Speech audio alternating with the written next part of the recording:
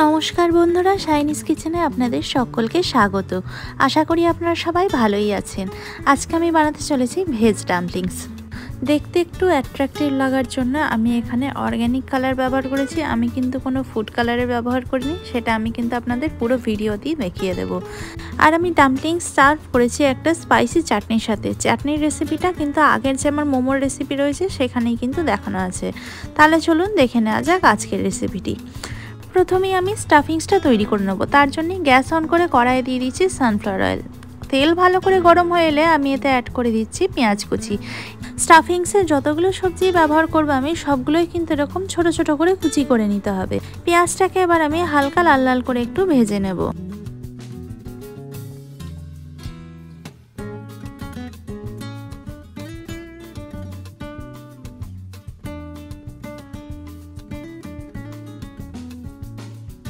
এবার আমি এতে দিয়ে দিচ্ছি 1 টেবিল চামচ আদা বাটা। আপনারা কিন্তু আদাটাকে এখানে গ্রেট করেও দিতে পারেন। আদাটা দিয়ে পেঁয়াজের সঙ্গে একবার নাড়াচাড়া করে কষিয়ে নেব।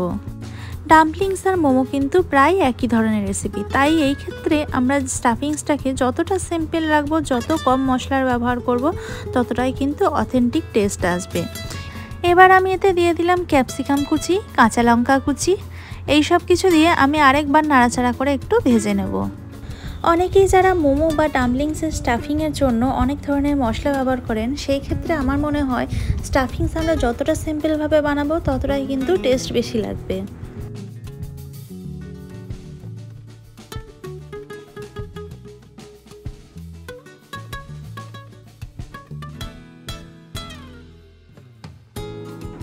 এরপর আমি এখানে অ্যাড করে দিলাম বাঁধাকপি কুচি। আমি বাঁধাকপিটাকে হালকা লবণ দিয়ে একটু মাখিয়ে এক্সেসিভ জলটা প্রেস করে বের করে দিয়ে আমি এখানে অ্যাড করেছি। আপনারা চাইলে কিন্তু এমনিও এখানে অ্যাড করতে পারেন। আমি যেহেতু এক্সেস জলটা ফেলে দিয়েছি, তাই এখানে কিন্তু কুক হতে বেশিক্ষণ টাইম লাগবে না। এবার আমি এটাকে ভালো করে নাড়াচাড়া করে একবার মিশিয়ে নেব।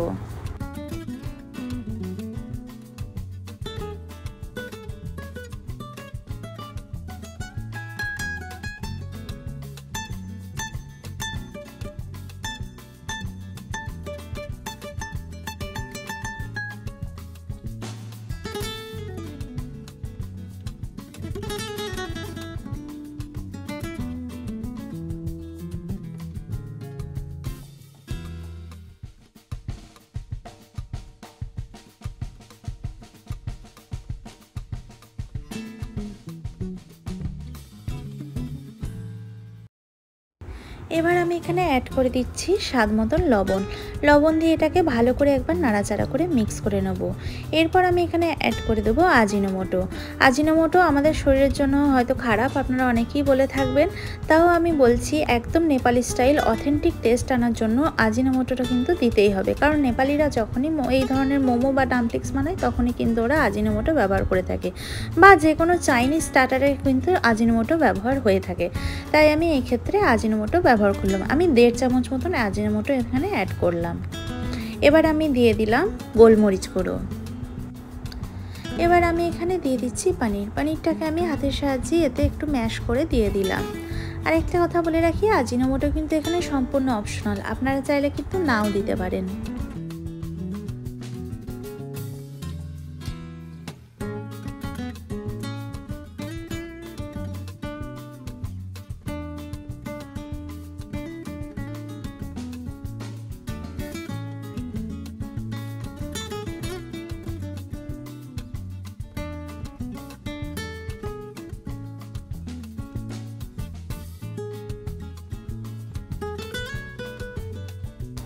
এবার আমি এটাকে আরেকবার ভালো করে নাড়াচাড়া করে মিক্স করে নেব।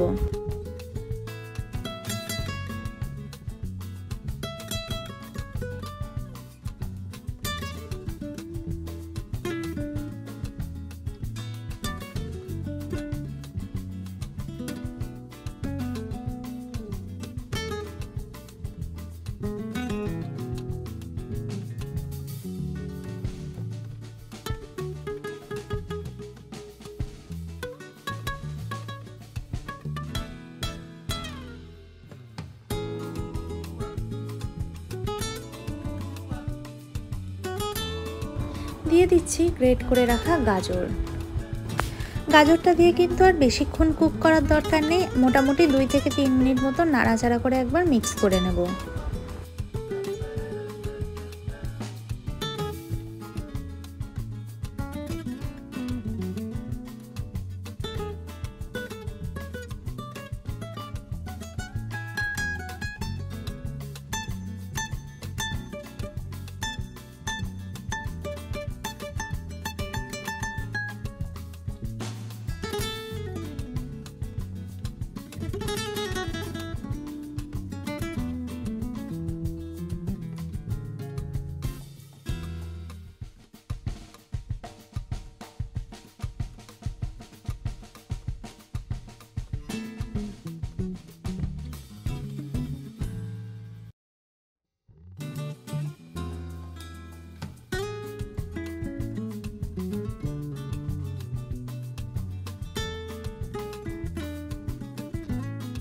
লাস্টে আমি এখানে অ্যাড করে দিলাম 1 টুকরো বাটার।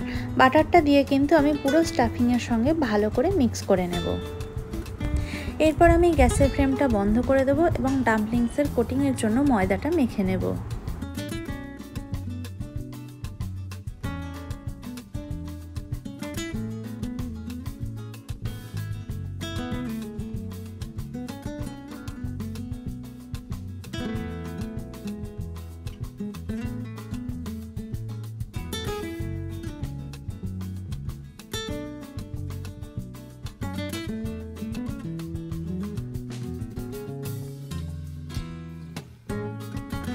এরপর আমি নিয়ে নিলাম 5 কাপ ময়দা আর ব্লু টি।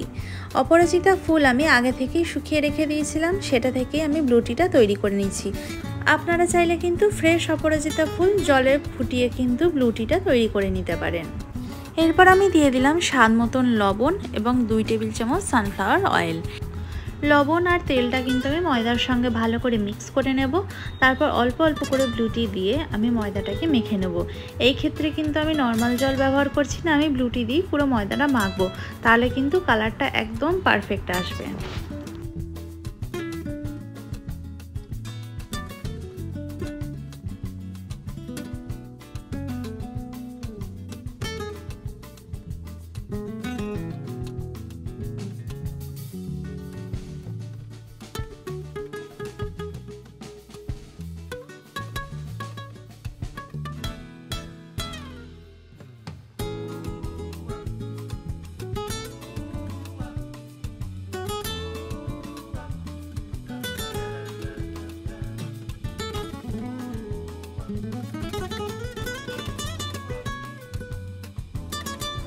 দেখুন ময়দাটা কিন্তু এখন সফট করে মেখে নেওয়া হয়ে গেছে। আমি এর গায়ে একটু অয়েল ব্রাশ করে দিচ্ছি। এরপর আমি ছোট ছোট করে লেচি কেটে মোমোগুলো তৈরি করে নেব।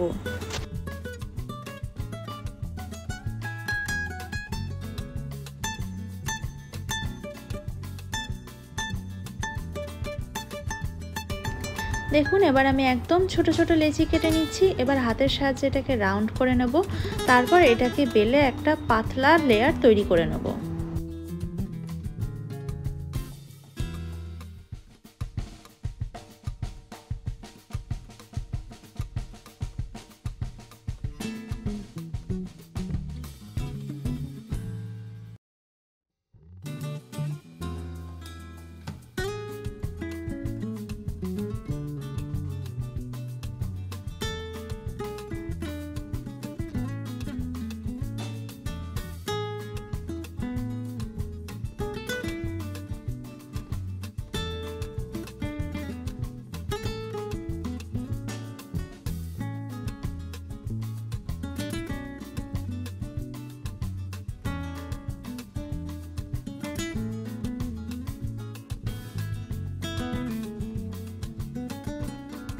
দেখুন এটাকে কিন্তু আমি একদম পাতলা করে বেলে নিয়েছি, আমার হাতের ওপর রেখেছি, আপনারা কিন্তু দেখেই বুঝতে পারছেন।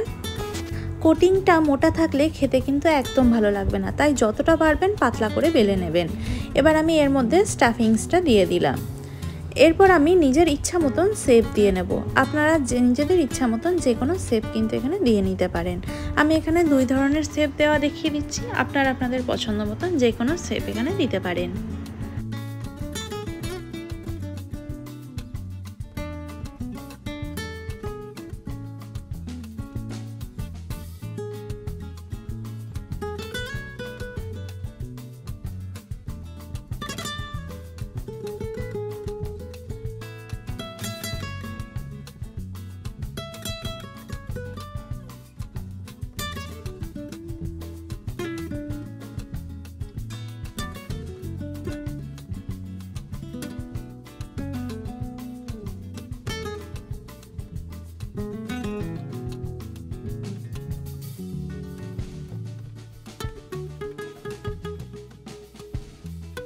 দেখুন ঠিক একই পদ্ধতিতেই আমি প্রত্যেকটা ডাম্পলিংস বানিয়ে নিচ্ছি।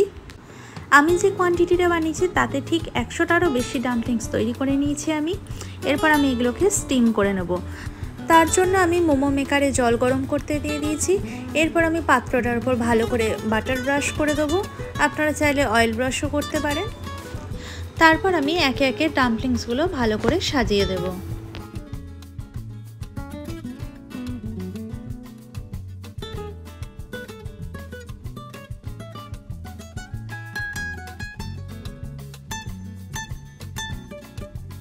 নিচে জলটা কিন্তু ফুটতে শুরু হয়ে গেছে। আমি ডাম্পলিংসগুলো এখানে একে একে সাজিয়ে দিচ্ছি এবং তার উপরে আমি আরেকবার বাটার ব্রাশ করে দিচ্ছি।